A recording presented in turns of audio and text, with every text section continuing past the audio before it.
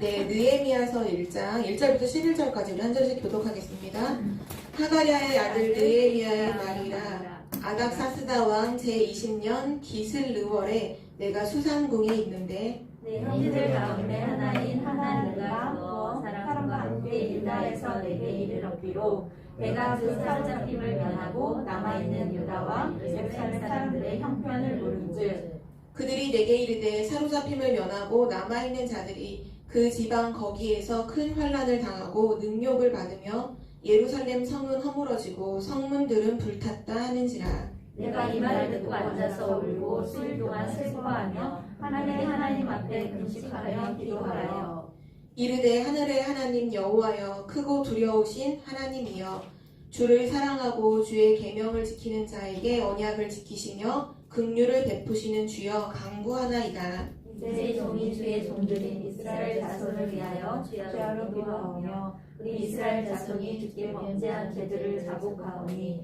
주는 귀를 기울이며 눈을 여시사 종의 기도를 들으시옵소서. 나와 내 아버지의 집이 범죄하여 주를 향하여 크게 악을 행하여 주께서 주의 종 모세에게 명령하신 계명과 율례와 규례를 지키지 아니하였나이다. 이적에 주께서 주의 종 모세에게 명령하여 이르시되 만일 너희가 범죄하면 내가 너희를 여러 나라 가운데 섞을 것이요 만일 내게로 돌아와 내 계명을 지켜 행하면 너희 쫓긴 자가 하늘 끝에 있을지라도 내가 거기서부터 그들을 모아 내 이름을 두려고 택한 곳에 돌아오게 하리라 하신 말씀을 이제 청하건대 기억하옵소서. 이는 주께서 일찍이 큰 권능과 강한 손으로 구속하신 주의 종들이요 주의 백성이니이다. 함께 읽겠습니다. 주여 구하오니 귀를 기울이사 종의 기도와 주의 이름을 경외하기를 기뻐하는 종들의 기도를 들으시고 오늘 종이 형통하여 이 사람 앞에서 은혜를 입게 하옵소서 하였나니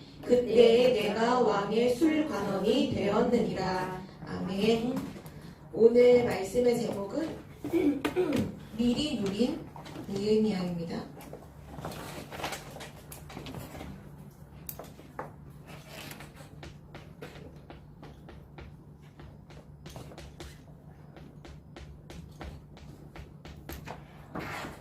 특별히 이 메시지를 하실 때 우리 랩런트에게 전달하셨던 언약이 현장에서 미리 누린 그 축복을 말씀해 주셨는데요. 그래서 제목에 한 가지를 더 붙이도록 할게요.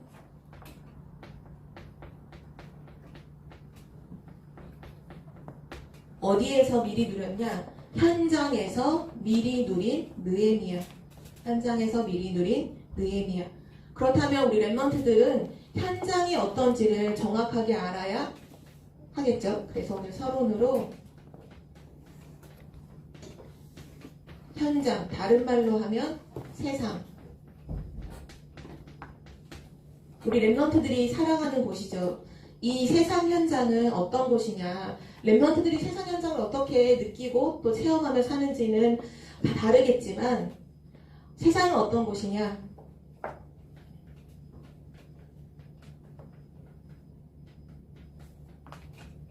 그곳은 불신 현장이에요. 불신이라는 말은 하나님을 믿지 않는, 하나님이 없다라고 말하는 현장이죠. 세상에 가면 하나님 몰라요. 하나님 없다라고 전제를 딱 해놓고 모든 생각과 말하는 것들이 결국 불신앙의 말들이죠. 그러니까 불신 세상이에요. 불신앙의 세상이에요. 랩런트들이 그 사실을 기억한다면 세상에 나가서 불신앙의 말을 들었다고 해서 낙심할 이유가 없어요. 세상은 원래 불신 현장이니까요. 불신앙의 말들이 쏟아질 수밖에 없죠. 또 세상은 어떤 현장이냐? 하나님 없는 그곳에 네피림, 바로 사단이 역사하는 네피림 현장이죠. 그래서 누가 말해주지 않아도 모든 사람들이 약속이나 한 듯이 2, 3, 7 나라 다 다른데 전부 다 우상을 섬겨요. 그리고 그들의 문화는 어둠의 문화죠. 흑암 문화. 사단이 좋아하는 것들을 가지고 다 문화로 만들어서 사람들의 생각과 마음을 병들게 하는 그런 현장이죠. 어제 기사를 보니까 막 사진이 찍혔는데 지금 코로나 시대인데 지금 시대와는 좀 맞지 않는 사진이 이렇게 서울에서 찍혔더라고요. 보니까 사람들이 할로윈 분장을 하고서 사진을 찍은 거예요. 근데 언제가 할로윈이냐? 오늘이래요. 오늘 10월 31일 오늘을 그러니까 할로윈 데이가 뭐 귀신처럼 분장을 하고서 막 이렇게 미국에서 들어온 문화잖아요. 근데 어느 날부턴가 우리나라에 그 문화가 들어와서는 심지어 유치원 교육 프로그램 속에도 들어가 있더라고요. 유치원도 할로윈 그날에는 할로윈 복장을 하고 오는 거예요.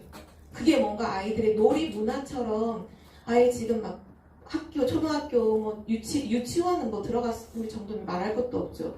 그 성인들이 어제 그 전날 전야제로 해서 막 이렇게 꾸미고 사진을 막 찍었더라고요.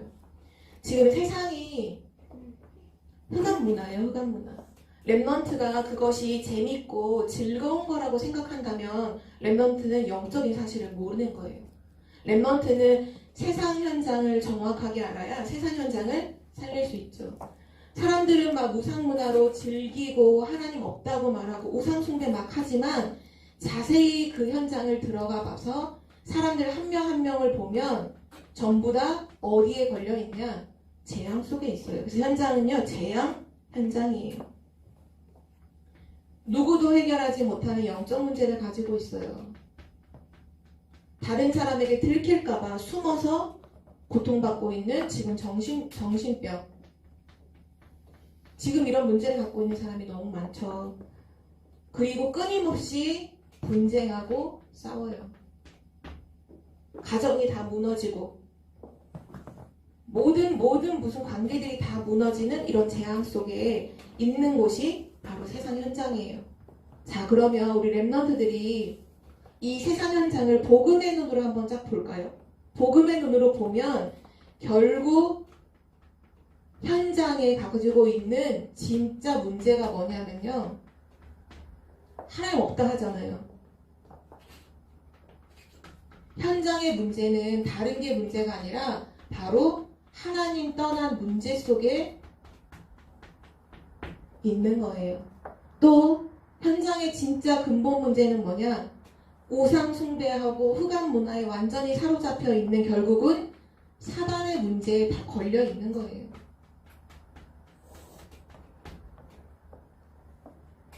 다른 사람에게는 티낼 수 없지만 영적 문제와 정신 문제와 이런 많은 재앙들이 왜 오죠? 결국 죄로 인한 재앙과 저주잖아요. 이 죄 문제를 해결할 수 없는 거죠. 이게 바로 현장의 문제예요. 현장에 수백 가지, 수천 가지 문제가 있을지라도 그 문제의 근원은 뭐냐? 하나님 떠난 문제요? 사단에게 잡힌 문제요? 죄와 저주 문제예요. 그래서 하나님이 우리에게 뭐를 주셨냐 하면 이 현장을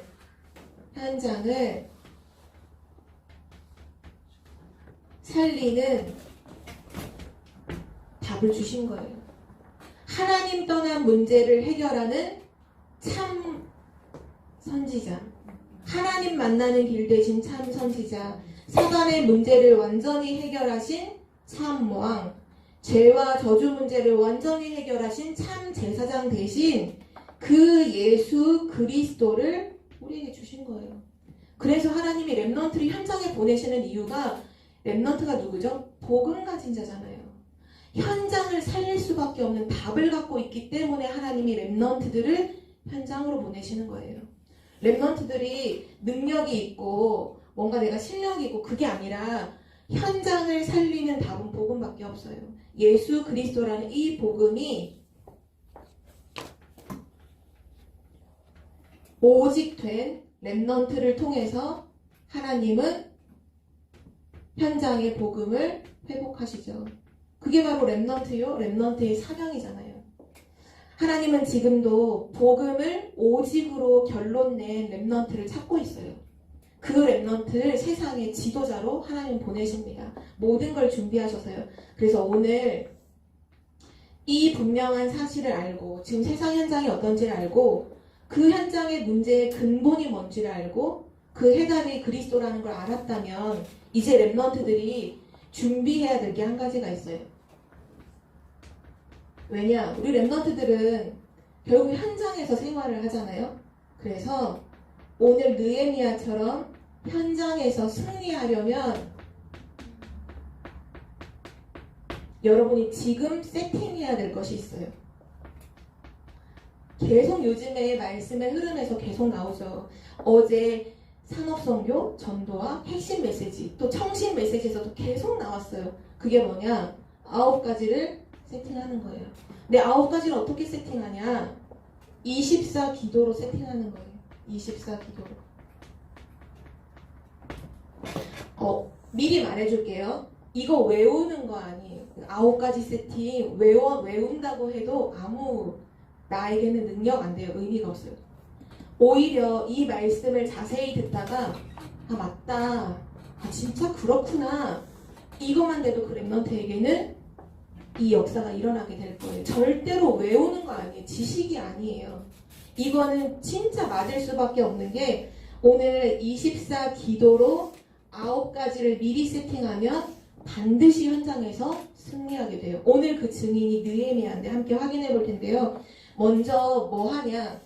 랩넌트가 어떤 걸 기도해야 되냐? 지난주 우리 결론에서 나왔었죠. 오직 나를 두고서 성령의 충만함을 주옵소서라고 기도하라고 했죠. 이유가 있어요. 그 이유가 3가지가 있어요. 그게 9가지 중에 3가지에 해당돼요. 성경에 보니까 하나님께서 예수 그리스도의 이름으로 보내시는 성령 이렇게 말씀하셨어요. 우리가 왜 성령 충만해야 되느냐? 하나님께서 그리스도의 이름으로 보내시는 성령인 거예요. 그러니까 성령 충만함을 누리면 성삼위 하나님을 다 누리게 되는 거예요. 이해하죠? 하나님이 그리스도의 이름으로 보내실 성령. 다윗을 성경에 뭐라고 말하죠? 기름 부었을 때 그때 그날로부터 하나님의 영에 감동되니라. 그 하나님의 영에 감동됐다는 말이 오직 성령 충만을 얘기한 거예요. 다윗의 인생 알죠? 어떻게 하나님이 그 인생을 축복하셨는지. 요셉은 어떤가? 여호와의 신에 충만한 자를 본 적이 없다. 너만큼 여호와의 신에 충만한 사람 본 적이 없어. 여호와의 신의 충만이 뭐예요? 여호와의 신, 성령 충만이요. 우리는 한 가지만을 놓고 기도해야 돼요. 그게 뭐냐? 오직 성령으로 충만하게 하옵소서. 왜냐하면 이유가 뭐냐면요. 하나님께서 이미 우리를 창조하실 때 우리를 어떻게 만드셨냐? 하나님의 형상으로 만드셨어요. 영적인 존재로 만드셨어요. 하나님의 형상을 우리에게 심어 놓으셨어요.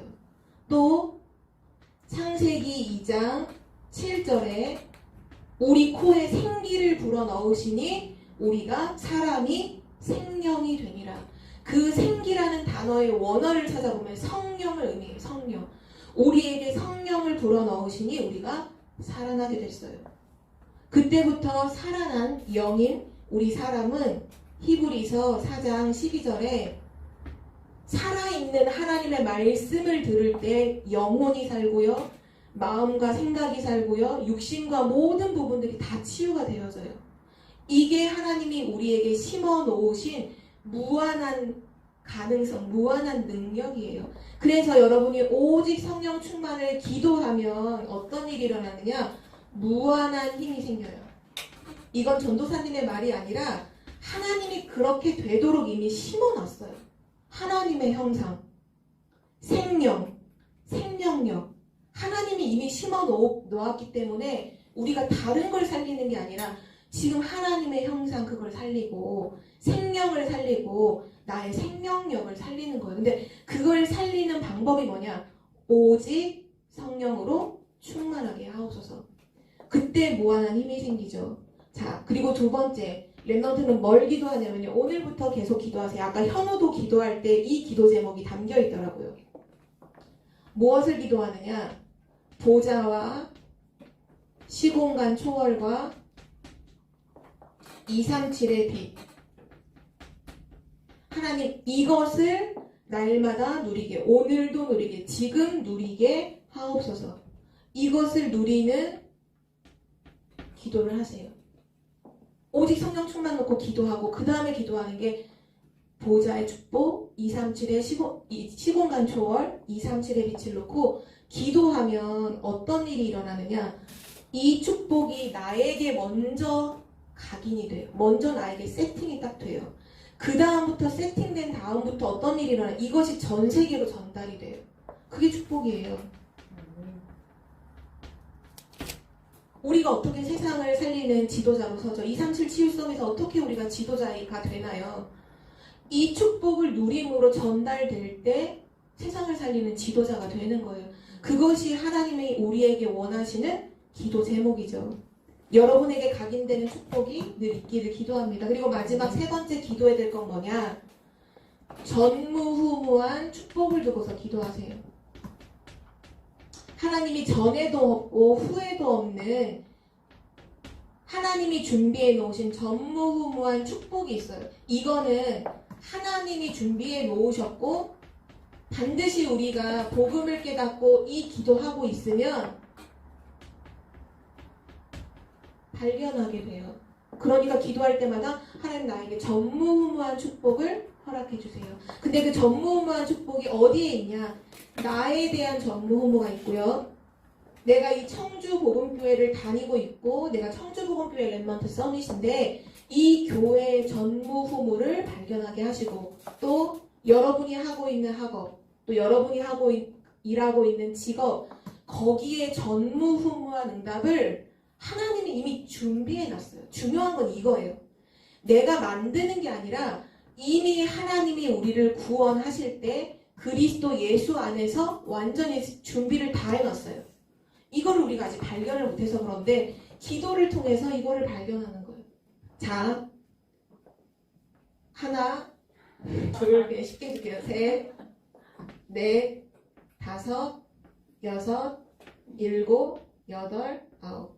이걸 세팅하라는 거예요. 이거 외울 필요 있어요? 없어요? 없어요. 믿으면 돼요. 아, 그래, 하나님께서 나에게 무한한 능력을 얻을 수밖에 없도록 이미 심어 놓으셨구나. 하나님 형상으로 생명력을 이미 주셨구나. 그럼 당연히 성령 충만 놓고 기도해야지. 당연히 성령 충만 그 한 가지만 놓고 기도해야지. 세계를 살려야 되는데 그걸 전 세계로 전달해야 되는데 내가 지금 어떻게 여러분이 막 이메일을 보내 뭘 전달할 건가? 보좌와 시공간 초월과 237의 빛을 기도하기만 하면 전달이 된다니까요. 그리고 여러분에게 주신 세계복음화 하도록 허락해 놓으신 전무후무한 축복이 이미 준비되어 있어요. 그거를 기도할 때 발견하는 거죠. 그래서 랩런트들은 뭐 하느냐? 24 기도로 이 9가지를 세팅하면 현장에서 승리하게 되어요. 오늘 본론으로 느헤미야가 누구냐?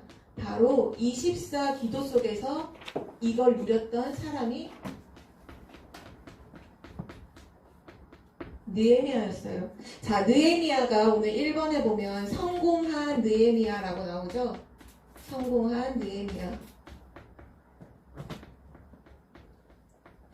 좀 기본적인 정보를 전달을 하면 느헤미야의 이름의 뜻은 하나님께서 여호와께서 위로해 주셨다라는 뜻이에요. 그 이름이 불릴 때마다 늘 생각하겠죠? 하나님께서 위로해 주셨다. 왜 이런 이름이 지어졌을까요? 왜냐하면 이스라엘 백성들이 지금 바벨론 포로 생활을 굉장히 오래 하고 있는 중에 분명히 태어난 사람이에요. 그 재앙과 위기와 어려움 속에서 슬픔과 낙심 속에서 하나님이 너를 위로하신다 라는 그 언약을 아마 부모가 자녀 이름으로 지은 것 같아요. 여호와의 위로.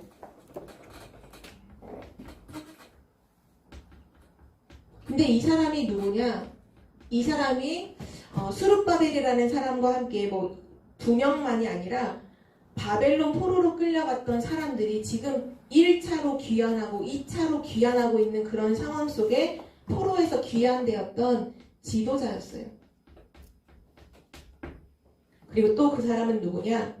우리가 오늘 읽어서 알고 있겠지만 예루살렘의 성벽이 다 무너졌고 성문은 다 불탔다. 그때 예루살렘의 성벽을 재건하는 책임자였죠.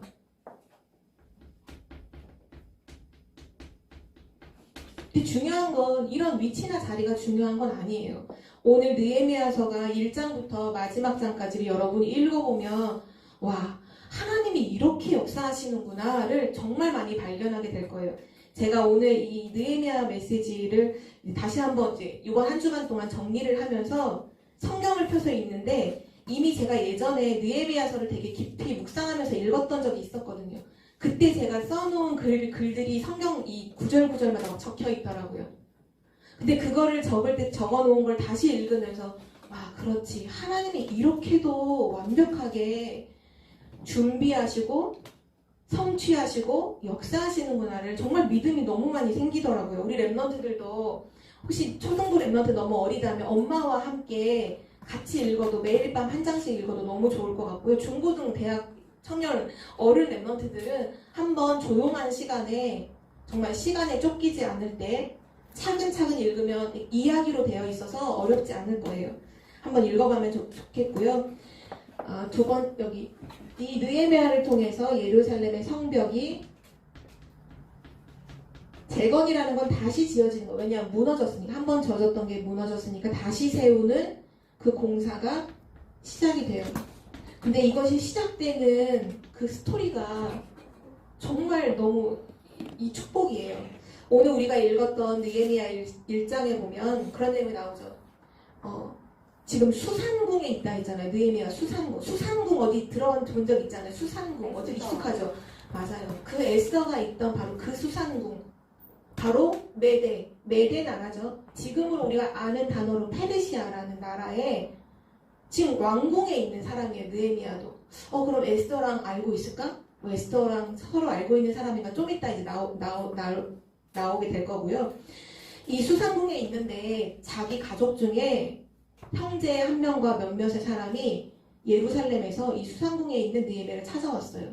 근데 무슨 소식을 전하느냐? 지금 예루살렘에 남아있는 사람들, 포로에서 1차로 귀환한 사람들의 삶이 어떠냐? 너무 비참하다는 거예요. 너무 비참한 삶뿐만 아니라 뭘 얘기했냐? 그런데 예루살렘의 그 성벽이 무너졌고 성문도 다 불탔다는 거예요. 그 얘기를 듣고 그날 느헤미야가 너무 마음이 아파서 하나님 앞에서 엉엉 울어요. 엉엉 울고 그러면서 느헤미야가 하는 기도예요. 4절에 보면 게 나오죠. 내가 이 말을 듣고 앉아서 울고 수일 동안 슬퍼하며 하늘의 하나님 앞에 금식하면서 밥도 안 먹고 기도를 해요. 뭐라고 기도를 하느냐? 하나님은 언약을 하시고 그 언약을 이루시는 하나님이신 줄 믿습니다. 그런데 우리 민족이 하나님 언약을 떠났고 하나님을 배신하고 우상숭배했습니다. 하나님께서 말씀하시기를 우리가 하나님을 떠나면 전 세계로 우리를 흩으시고 우리가 다시 하나님께 돌아오면 하나님께서는 우리를 땅끝에서까지도 우리를 다시 모으사 하나님의 언약이 있는 예루살렘으로 다시 돌아오게 하실 거라고 약속하셨잖아요. 하나님 그 약속을 지금 기억하옵소서 이렇게 기도해요. 언약을 붙잡고 기도해요.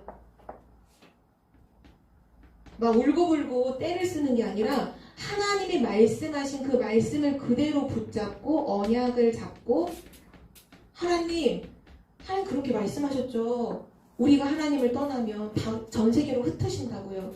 하나님 우리가 하나님 떠났습니다. 하나님 우리 용서해 주세요.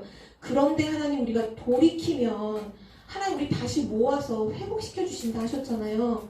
언약을 기억해 주세요. 라고 하면서 1장 11절에 보면 이 사람이 지금 수산궁, 왕궁에 있는 사람이잖아요. 뭐라고 기도하냐면 하나님 오늘 저의 기도를 들으시고 오늘 제가 하는 기도를 귀를 기울이시고 저를 형통하게 하셔서 이 사람 앞에서 이 사람이 누굴까요? 왕이요 왕. 여기 1절에 보면 왕의 이름이 뭐냐? 아닥사스다. 이름 좀 특이하죠. 아닥사스다 왕에게 이 사람에게 은혜를 입게 해주세요. 하나님 정말 저의 기도를 들으셨다면 저 이 사람에게 은혜 입게 해주세요 할 때 어떤 얘기가 나오죠? 하였나니 그때 바로 그 기도를 했을 때 내가 왕의 술관원이 되었다 이렇게 나오죠. 언약 잡고 기도했는데 하나님 정말 이 성벽을 재건하도록 하나님 역사해 주세요. 저를 사용해 주세요. 제가 은혜를 입게 해주세요 했을 때 왕의 술관원이 돼요. 이게 되게 중요한 거예요. 왜냐? 왕의 바로 옆에 늘 서 있는 신하가 술 맡은 관원이거든요. 왕의 잔이 비지 않도록 탁 옆에 있다가 탁 따라주고. 근데 중요한 건 뭐냐? 이 시대의 왕은 워낙 그 왕을 죽이려고 하는 자객, 음모 이런 게 너무 많아. 왕의 술 타다가 이렇게 꼬깃꼬깃한 종이에서 독약을 이렇게 넣어서 왕에게 따라주면 왕 죽잖아요. 그래서 술 맡은 관원은 누구를 택하느냐? 왕이 최고로 신뢰하는 사람. 왕이 진짜로 신뢰하는 사람을 술 맡은 관원으로 세워요. 느헤미야가 그럼 왕에게 어떤 존재였다는 거예요? 최고로 신뢰하는 사람. 유대인이에요. 지금 이방인이잖아요. 그런데 하나님의 은혜를 입어서 이 사람이 현장에서 승리한 거예요. 현장에서. 자기가 있는 현장에서 인정을 받은 거예요. 지금 포로로 끌려온 주제에 왕에게 뽑혔는데 그것도 너무 감지덕지인데 어느 정도로 누렸냐. 진짜 24 기도 속에서 보좌를 누리고 시공간을 누리고 237을 누리면 진짜 전무후무한 응답이잖아요. 왕의 술 같은 관원이 돼요. 자, 이제 왕이 나와요. 아닥사스다 왕. 이 사람이 되게 중요한 왕이에요. 결국은 느헤미야로 하여금 성벽을 가도록 허락해주는 왕이죠. 근데 이 사람이 누구냐? 에스더랑 동시대의 사람이냐? 동시대는 아니에요. 왜냐? 에스더의 남편 아하수에로 왕이죠. 그 아하수에로 왕의 후계자예요. 그 왕이 죽고 난 다음에 세워진 그 다음 세대 왕이 바로 아닥사스다 왕이에요. 아마 에스더도 아마 죽고 없었던 것 같아요. 그러나 그 영적인 기도하는 흐름은 왕궁 안에서 지속이 됐겠죠. 에스더는 기도하는 사람이었으니까요. 분명히 모르진 않았을 거예요. 이 느헤미야가 에스더를 모르진 않았을 거예요.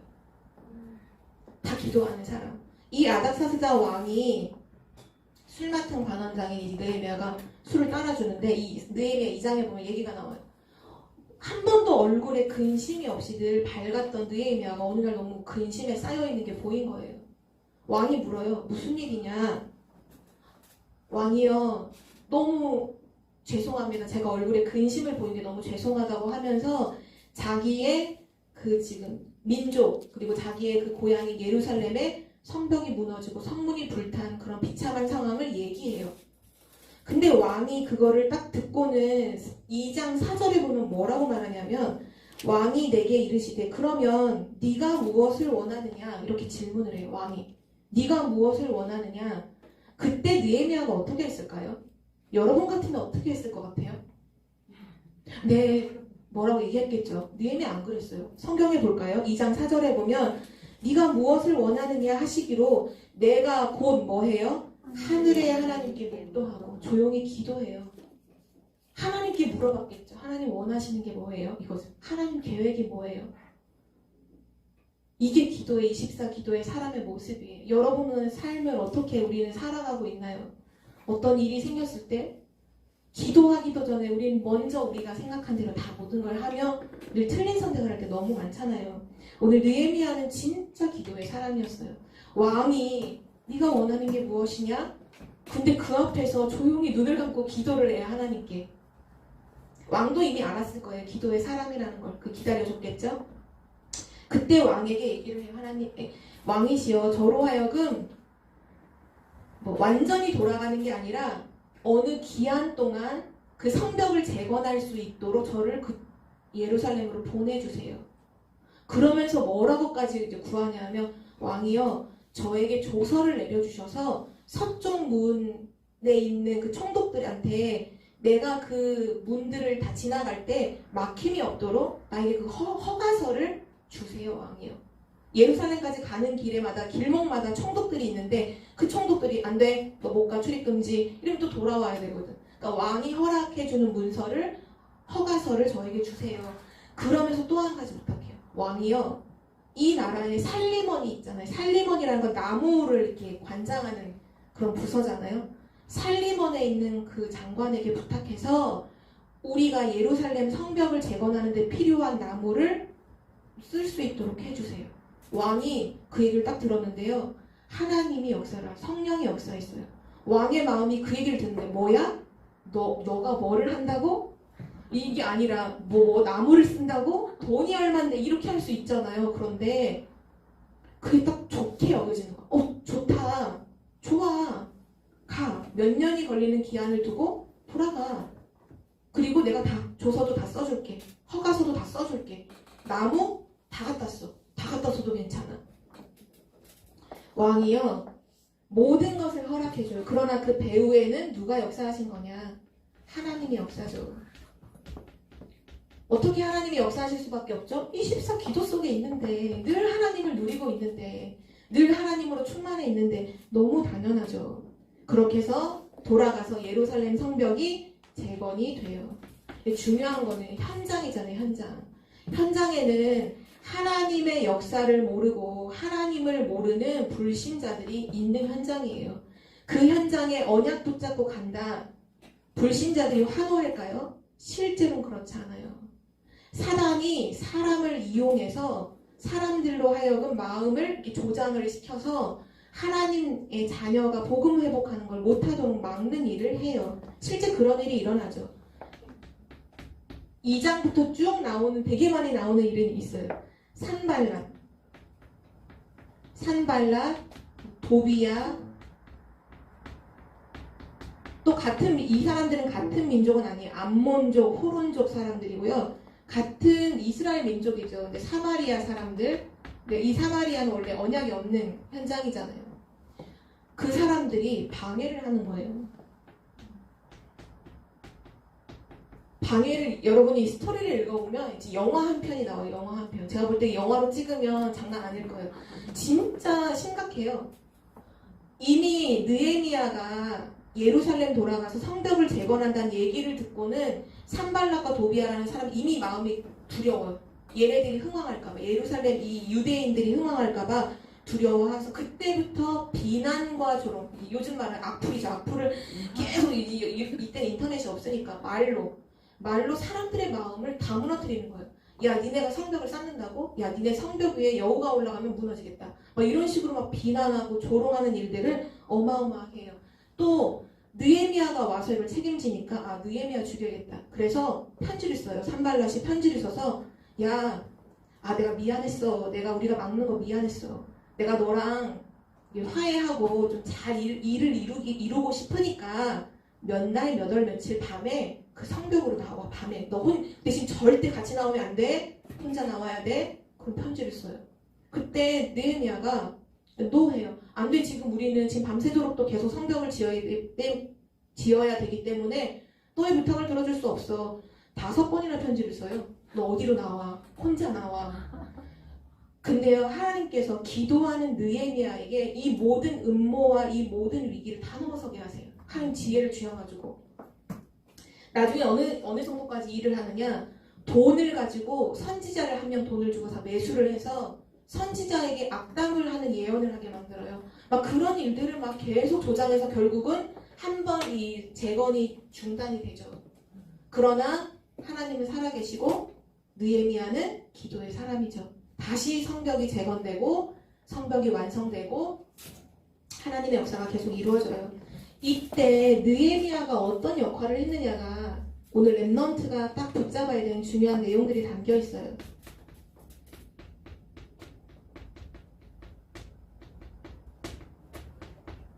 지금 예루살렘 무너져서 재건하는 상황이 사실은 그리 녹록진 않아요. 쉽지 않다는 얘기예요. 정해진 기한 안에 빨리 재건을 해야 되는데 계속 주변에서 비난하고 방해를 하는데 이스라엘 백성들의 마음이 사람의 마음이잖아요. 계속 옆에서 비난하는 얘기를 들으니까 마음에 낙심이 막 생겨요.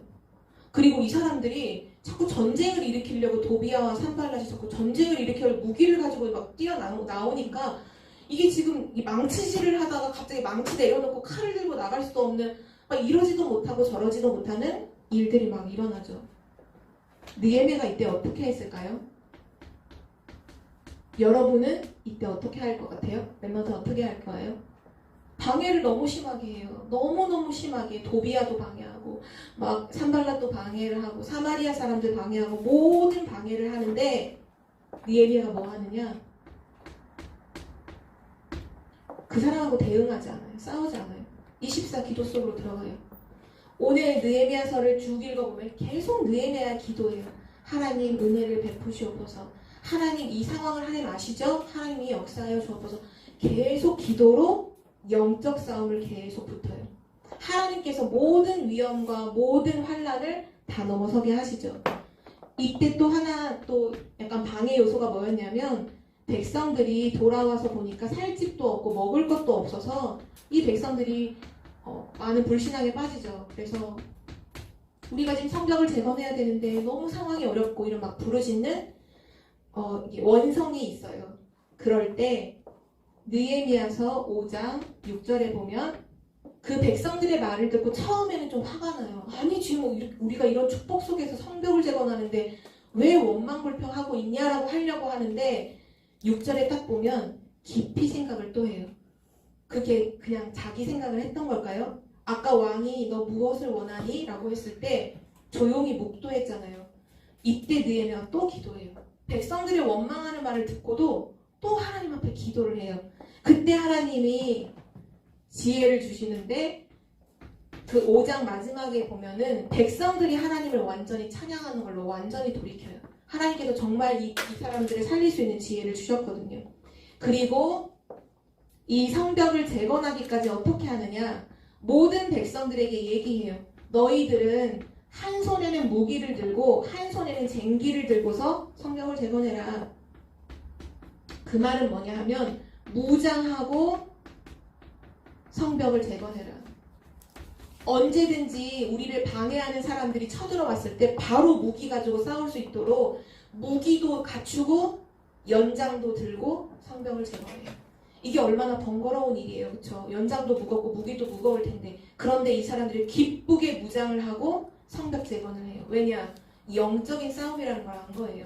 그래서 이들이 결국 성벽을 재건하고 그 재건한 다음에는 무슨 일을 제일 처음에 하느냐? 에스라라고 하는 선지자 제사장을 세워서 하나님의 율법책, 하나님의 말씀책을 아침부터 저녁까지 계속 낭독해요.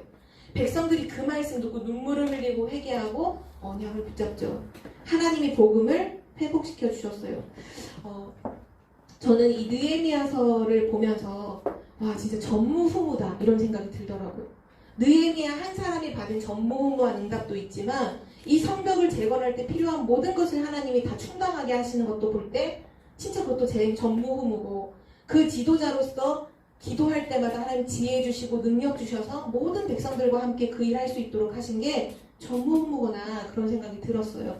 우리 오늘 결론인데요. 이번 주 우리가 붙잡아야 될 언약이에요. 뭐 해야 될까요? 현장에서 승리하는 렘넌트가 되세요. 늘 현장에서 무너지고 실패하고 돌아와서 주일날 아이고 하나님 하는 렘넌트 말고 진짜 현장에서 느헤미야처럼 멋있게 승리하고 하나님께 영광 돌리는 렘넌트가 되세요. 첫 번째 어떻게 그게 가능하냐? 내 능력이 아니에요. 현장은 아까 뭐라고 했죠? 불신, 하나님 없고 사단에게 잡혔고 재앙 속에 있죠. 우리는 뭐로 무장해야 될까요? 이스라엘 백성들은 무기로 무장을 하고 성벽을 재건했어요. 우리는 뭐를 가지고 무장하고 현장을 살아야 될까요? 복음으로 무장해야 돼요. 렘넌트는 매일마다 복음으로 무장하세요. 이것이 우리의 전신갑주예요. 우리가 하나님이 주신 복음으로 완전히 무장을 해야 돼요. 그래야 사단에게 속지 않아요. 매일 아침마다 서밋스쿨 연교시 왜 하느냐? 복음으로 결론 내세요. 아 그래서 오늘도 난 복음 붙잡아야지. 그게 돼야 돼요. 아 내가 할 수 있을까? 미안하지만 불신앙하고 있는 거예요. 그거 아니라 아 오늘도 복음이면 되는구나. 내가 오늘도 오직 예수 그리스도만 붙잡고 학교 가야지. 여러분의 현장은 결국 학교잖아요. 여기 직장을 갖고 계신 분들은 여러분의 직장이 여러분의 현장이죠. 또 가정도 현장이에요. 거기서 뭐로 보자?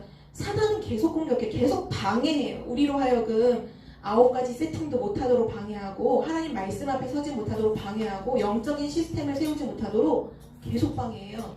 복음으로 무장하세요. 그리고 오늘 아까 나왔던 서론해 주신 것처럼 24시 기도로